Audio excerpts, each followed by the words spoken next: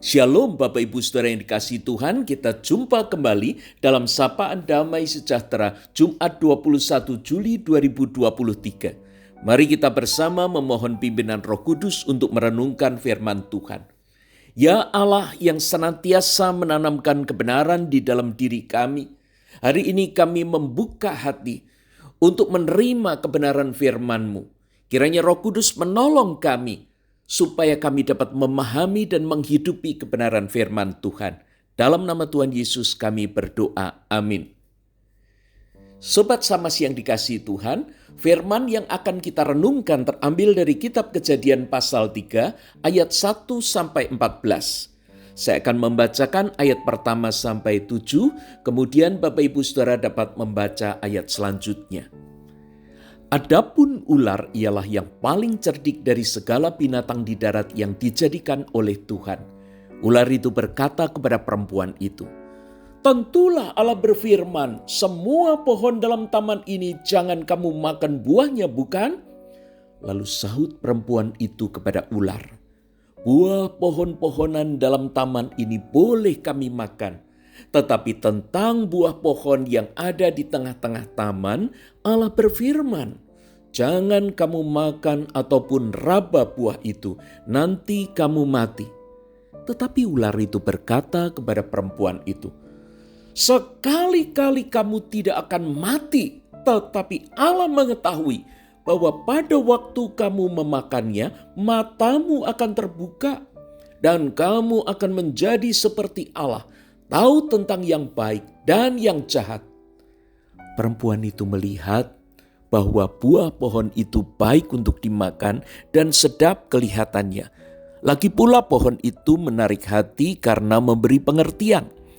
Lalu ia mengambil dari buahnya dan dimakannya, dan diberikannya juga kepada suaminya yang bersama-sama dengan dia, dan suaminya pun memakannya. Maka terbukalah mata mereka berdua, dan mereka tahu bahwa mereka telanjang. Lalu mereka menyemat daun pohon ara dan membuat cawat. Sobat Samas yang dikasihi Tuhan, dosa adalah pemberontakan manusia kepada Allah, bukan sekedar kesalahan yang tidak disengaja. Karena itu dosa membawa penghukuman. Dosa memerlukan korban untuk pendamaian, memulihkan hubungan yang rusak antara manusia dengan Allah. Dan pendamaian itu bukan sekedar pengabaian. Sudah enggak apa-apa, asal tidak ada yang lihat, tidak banyak yang tahu, enggak apa-apa. Dosa perlu penyadaran. Mengapa saya melakukan dosa itu? Mengetahui dengan jelas apa yang menyebabkannya, serta secara bersengaja menghindari penyebab beserta kondisi yang akan kembali membuat dosa itu berulang. Sobat Samas, agar tidak jatuh dalam dosa, maka pertama kita perlu mengenali siapa yang membuat kita jatuh dalam dosa. Dari awal firman Tuhan hari ini sudah dituliskan bahwa ular adalah binatang yang paling cerdik. Namun meski ular seringkali dipakai sebagai simbol iblis, tidak berarti bahwa reptil ular itu adalah iblis. Namun kita jadi paham bahwa iblis ternyata tidak bodoh karena dia memakai media yang tepat, yang paling cerdik. Jangan pernah menganggap bahwa iblis itu bodoh. Apalagi menganggap kita yang paling cerdik sehingga kita bisa membodohi iblis. Selain itu, iblis juga tidak pernah berhenti bekerja. Dia selalu mencari kelemahan korbannya. Dalam 1 Petrus 5 ayat 8, penggambaran iblis itu berubah dari ular menjadi singa. Di sana dikatakan, "Sadarlah dan berjaga-jagalah. Lawanmu si iblis berjalan keliling sama seperti singa yang mengaum-aum dan mencari orang yang dapat ditelannya." Karena itu iblis bukan hanya cerdik, tapi juga rajin. Dia selalu mondar-mandir mencari mangsa. Iblis selalu mengincar kita setiap waktu untuk diterkam. Yang kedua, Sobat Samas, kita perlu memiliki dasar-dasar kebenaran Allah serta keteguhan hati. Untuk menyikapi dengan bijak jebakan iblis, kita perlu dasar-dasar kebenaran Allah sehingga kita dapat mengenali tentang penyesatan iblis itu. Pada awal penyesatan iblis, Hawa masih bisa membedakan apa yang dikatakan Allah dan apa yang dikatakan iblis. Namun karena tidak memiliki keteguhan hati, Hawa tergoda oleh bujuk rayu iblis. Hawa melihat bahwa buah pohon itu baik untuk dimakan dan sedap kelihatannya. Maka dia tergoda untuk menjadi seperti Allah, tahu tentang yang baik dan yang jahat. Kita perlu memiliki dasar-dasar kebenaran Allah serta keteguhan hati.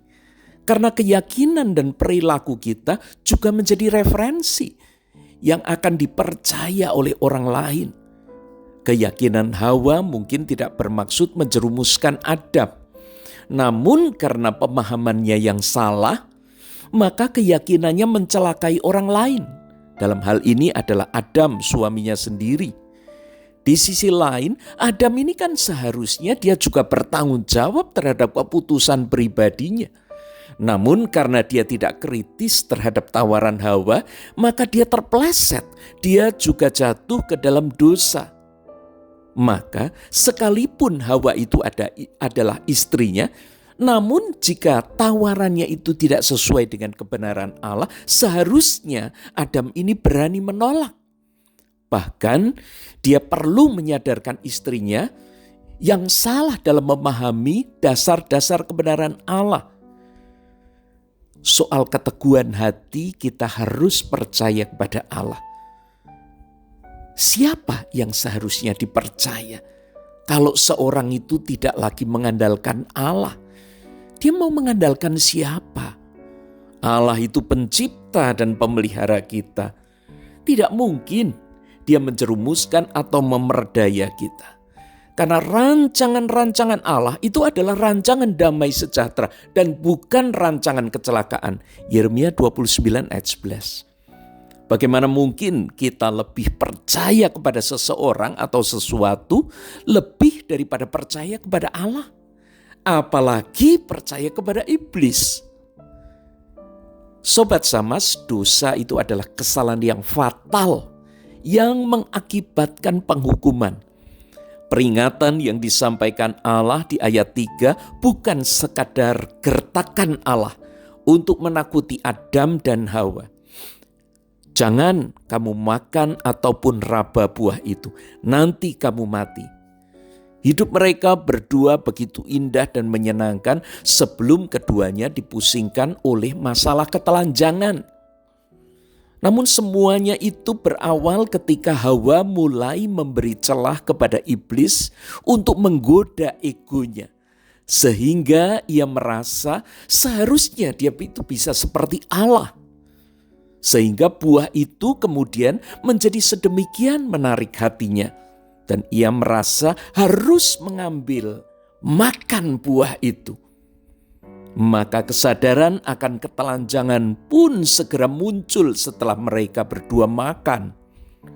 Sementara dari sisi akibat dosa, sebenarnya ketelanjangan itu tidak terselesaikan hanya dengan penyematan cawat. Karena meski mereka telah memakainya, ada akibat yang muncul dan membekas, yaitu takut kepada Allah. Ketakutan ini tidak sederhana. Karena mereka harus menghadapi penghukuman Allah yang ternyata kemudian berbentuk kutukan. Di sini kita memahami bahwa dosa telah membawa kematian. Dalam arti relasinya dengan Allah telah rusak. Tidak lagi bisa seperti dulu. Potensi berbuat dosa pada Adam dan Hawa telah digunakan. Sehingga mereka sekarang punya pengalaman berdosa, di mana pengalaman tersebut akan menjadi memori tersendiri yang akan terus menggoda mereka untuk mengulangi kembali, bahkan melakukan yang lebih besar daripada dosa yang lalu. Hari ini kita diingatkan tentang kejatuhan manusia dalam dosa. serta mengenali siapa yang telah membuat kita jatuh. Maka sebagai manusia yang telah mewarisi dosa, bahkan berulang kali berbuat dosa, kita harus bersikap tegas terhadap dosa. Apakah kita akan terus hidup di dalamnya, atau kita akan bertobat dan hidup dalam anugerah keselamatan Allah? Roma 6 ayat 1b mengatakan, bolehkah kita bertekun dalam dosa supaya kita ini semakin bertambah besar kasih karunia itu? Jangan mau lagi diperbudak oleh dosa. Karena itu katakan tidak terhadap dosa. Samas besok akan membawa kita untuk memahami tentang free will atau kehendak bebas. Dan hari Senin kita akan membahas tentang perjanjian keselamatan, di mana semuanya itu merupakan rangkaian dari uluran tangan Allah untuk mengangkat kita dari dosa dan menganugerahkan keselamatan. Mari kita berdoa. Ya Bapa yang penuh kasih, kami sungguh bersyukur. Firman-Mu menolong kami untuk melihat tentang dosa dan siapa yang berada di balik itu. Karena itu berikan kami kekuatan untuk terus berpegang kepada kebenaran-Mu, setia kepada-Mu. Dengan keteguhan hati, maka kami boleh menghidupi firman-Mu sehingga kami tidak lagi hidup di dalam dosa. Tuntunlah kehidupan kami hari ini. Kami menyerahkan doa ini di dalam nama Tuhan Yesus. Amin. Tuhan memberkati kita sekalian.